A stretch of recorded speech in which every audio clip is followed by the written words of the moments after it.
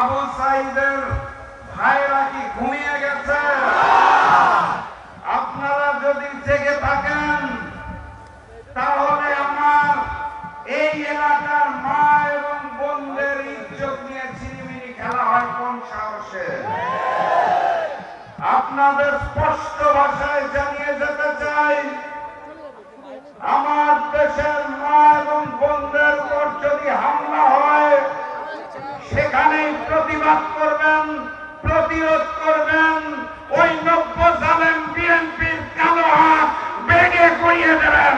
জাতীয় নির্বাচনে এই চাঁপাইনবাবগঞ্জে হারার জন্য আরো 3 জন খেলতে এসেছে, তাদেরকে বলুন হারুন।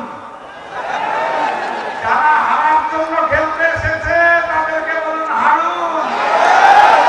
দাঁড়িপাল্লার 3 জন জিতার জন্য এসেছে, সেবা করার জন্য এসেছে, তাদের বলুন জিতুন। এখানে এই 3টি আসনে দাঁড়িপাল্লাকে জয়যুক্ত করে আগামী দিনের প্রধানমন্ত্রী ডাক্তার শফিকুর রহমানকে উপহার দিতে হবে। আর ওই নির্বাচনের দিন আরো একটা ভোট আছে, মনে আছে তো নাকি? গণভোটে গণভোটে গণভোটে সংগ্রামী সাথী এবং বন্ধুগণ, ওই লন্ডন থেকে একজন মুফতি এসেছে, আসার পরে নির্ধারণ করছে মুফতি সাহেব কে মুসলমান, কে শিরক করে, কে বিধর্মী। আমি দেখলাম ওনার বক্তব্যে বদরের যুদ্ধে হযরত আয়েশার নাম বর্ণনা করলেন, উনি নাকি যুদ্ধ করেছেন। লন্ডন থেকে এসে মুফতি সাহেব রাজনৈতিক ইতিহাস পরিবর্তন করতে চায়। লন্ডন থেকে এসে মুফতি সাহেব বাংলাদেশের ইতিহাসকে বিকৃত করতে চায়। উনি বলতে চায় 16 বছর জামাত শিবিরকে মাঠে দেখতে পায় নাই। উনি 71-এর ইতিহাস পরিবর্তন করতে চায়। বাংলাদেশের ইতিহাস পরিবর্তন করতে করতে উনি এখন ইসলামের ইতিহাস পরিবর্তন করতে চায়।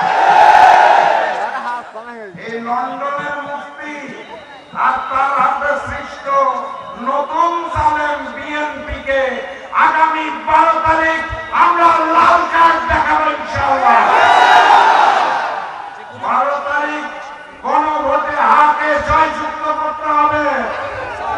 চাঁপাইনবাবগঞ্জের 3টি আসনে 3-0 বলে বিজয়ী হতে হবে।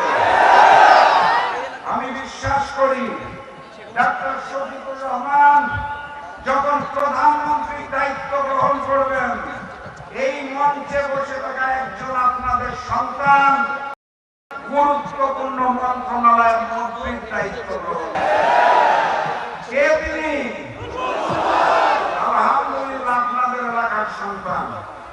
কিন্তু আমি স্পষ্ট ভাষায় জানিয়ে দিতে চাই, ওই যারা হেরে যাওয়ার ভয়ে নির্বাচনকে নানাভাবে প্রশ্নবিদ্ধ করতে চাচ্ছে, ওই বিএনপি যারা ডাক্তার শফিকুর রহমানের সোশ্যাল মিডিয়া অ্যাকাউন্টে হ্যাক করে নারী বিদ্বেষী পোস্ট দিচ্ছে, সেক্রেটারি জেনারেল জামাতের তারটাও হ্যাক করা হয়েছে, যারা নির্বাচনে নিশ্চিত পরাজয় বুঝতে পেরে এখন তারেক রহমানের আই হ্যাভ আ প্ল্যানের ষড়যন্ত্র শুরু করেছে, তাদেরকে 12 তারিখ রুখে দিতে হবে ইনশাআল্লাহ।